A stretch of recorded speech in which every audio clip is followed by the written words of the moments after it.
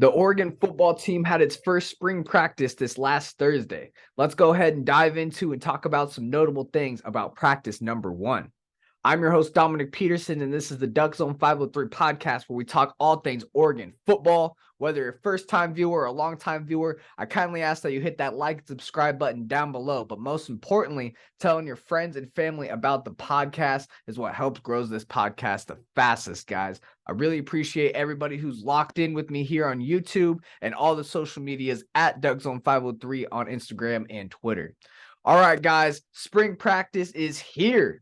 Spring is coming around. April 29th is the spring game. I will be there vlogging. I will be there for sure. So all the fans going, make sure you say what's up. I always love connecting with the fans, man. April 29th is going to be big. Without a doubt, number one practice is here. First spring practice. The sun was shining on Thursday. What a way to kick things off. It's always good, right? To get some sunshine. I think it was right around cusping or right around 60 degrees, which doesn't sound very warm probably for people listening in California or Arizona, those type of states. But here in Oregon, man, it's been raining and snowing like crazy. Like it's been super cold. So really good to get some spring weather on the first day of a spring practice. And Oregon, they're going to have a big time year, big time expectations coming back. They bring back big time players such as Bo Nix and Troy Franklin. Okay, these guys are going to have high expectations. Bo Nix going to be a contender for the Heisman. He was a contender for the Heisman last year before getting injured in that Washington game, and his play kind of fell off a little bit towards the tail end of the season there. But without a doubt, he was playing at a Heisman level contender. Had Oregon, right at the cusp of that playoff contender talk. Before losing to that Washington game, right? And then you got Troy Franklin, definitely a contender for that Blitnikoff Award.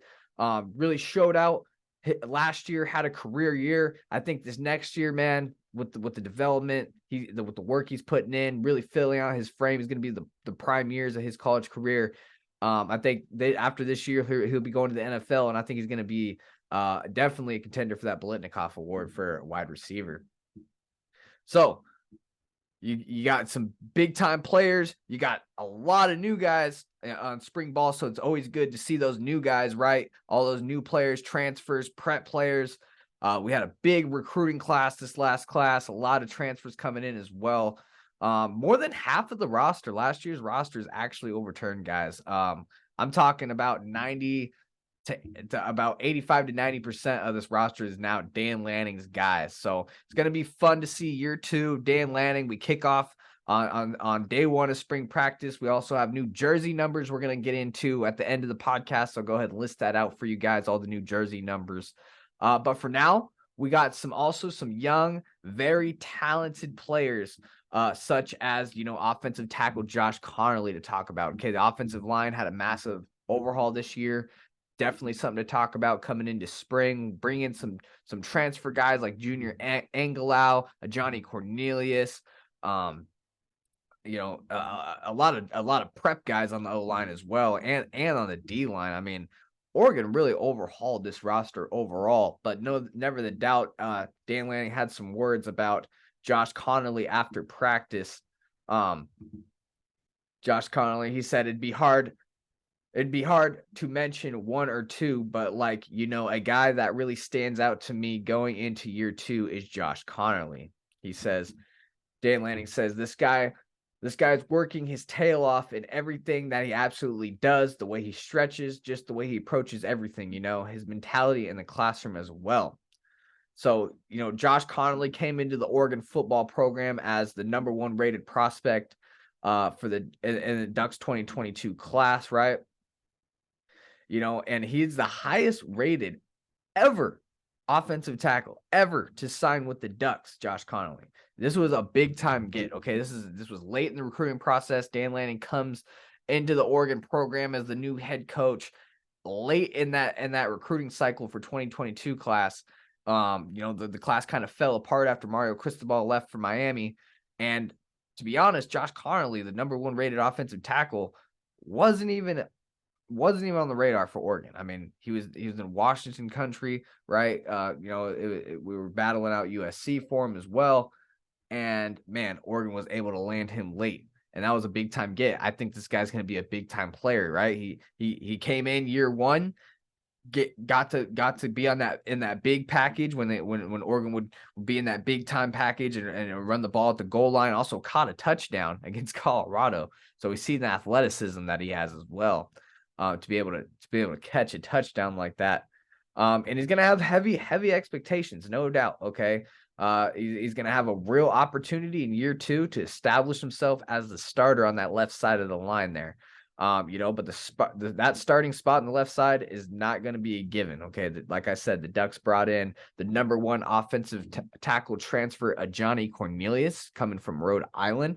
Number one JUCO offensive tackle, George Silva, as well, coming from the JUCO. So he's going to have some guys to beat out, and I think that's good. I think it's a good thing because you have depth if he does beat him out, and if not, if he doesn't beat him out, well, then you got proven starters, right?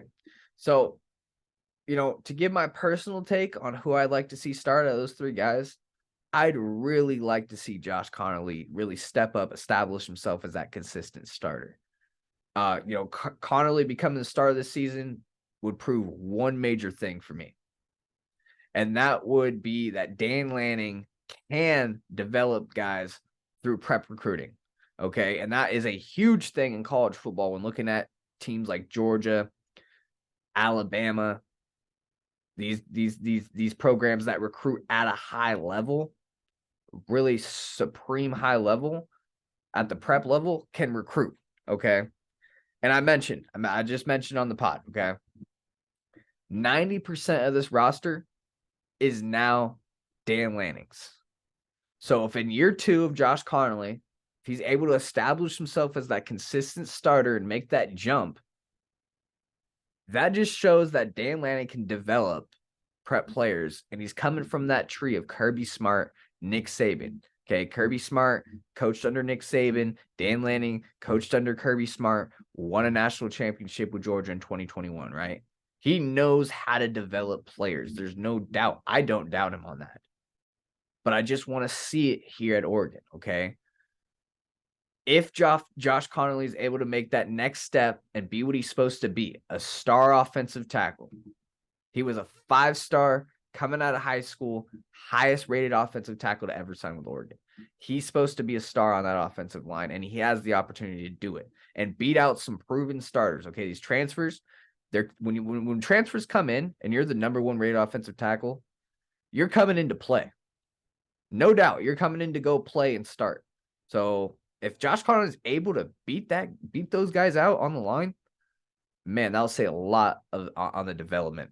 And losing Adrian Clem, and you bring in Alik Terry on the O-line as a coach. That would be huge as well. Just a great impression for me if Josh Connolly was able to start and be a consistent starter on that left side, and they were able to develop him in year two that quick.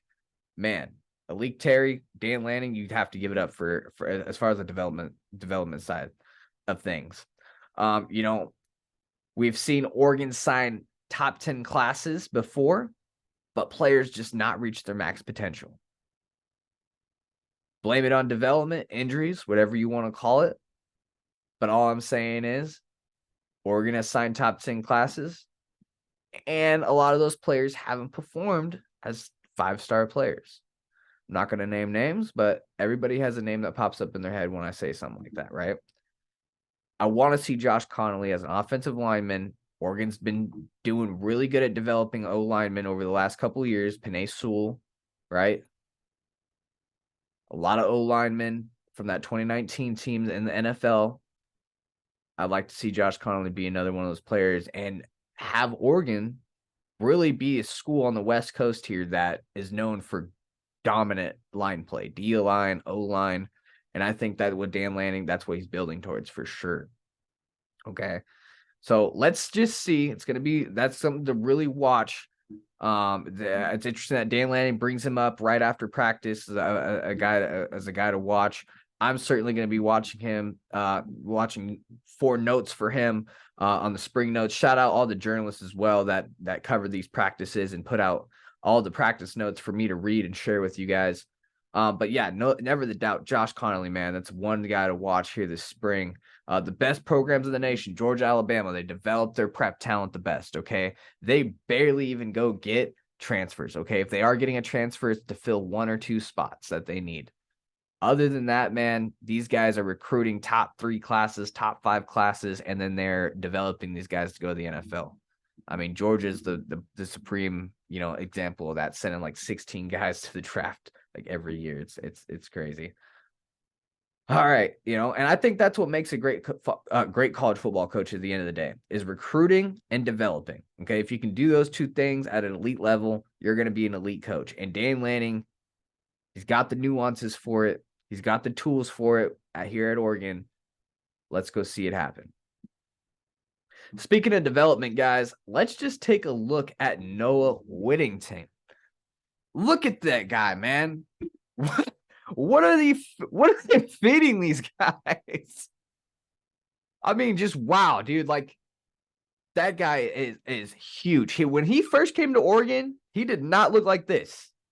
And this just tells me, man, the weight room is working at the University of Oregon, okay? Whatever diet plan and workout regimen they got going on there, they got it going on, man. Look at Noah, man. Just buff, man. Buff. Would not want to tackle that guy. I put an image out there on my social media, Twitter and Instagram. A lot of you guys like that image.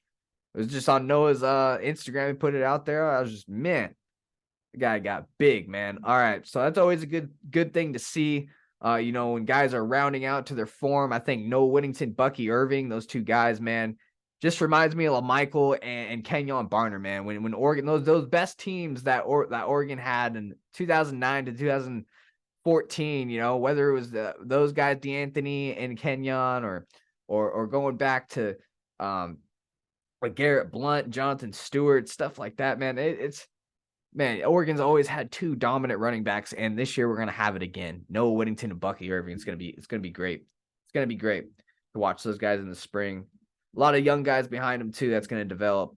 It's gonna be great. All right. So, like I said at the end of the podcast here, I'd give you guys some new jersey numbers. I didn't want to start out with this because it's gonna be like list form. But this is one thing I love about a new football season is scouting out those new jersey numbers, seeing who's what number, and more importantly, trying to get used to who's what jersey number, especially from last year when guys changed numbers. It's mind-boggling. So why not start now? Day 1 of spring practice. Let's get used to these new numbers, right? Let's do it together. All right. So list form. Here we go. We got edge Jordan Birch, jersey number 1. Linebacker Jeff Baza, jersey number 2. Linebacker Justin Jacobs, jersey number 4. Wide receiver Trayshawn Holden, jersey number 5. Defensive back Jamal Hill changed his jersey to number 9. He was previously number 19. Edge Mateo Ugiagale is number 10. Defensive back Kyrie Jackson, jersey number 15. Wide receiver Tez Johnson is also number 15 on the offensive side of the ball.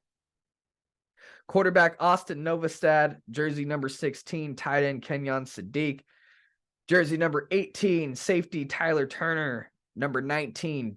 Running back Dante Dowdell, number 24. Defensive back Cole Martin, number 25. Running back Jaden Lamar, number 27.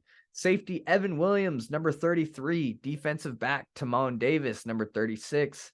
Linebacker Connor Sewell, number 42. Punter Luke Dune, number 45.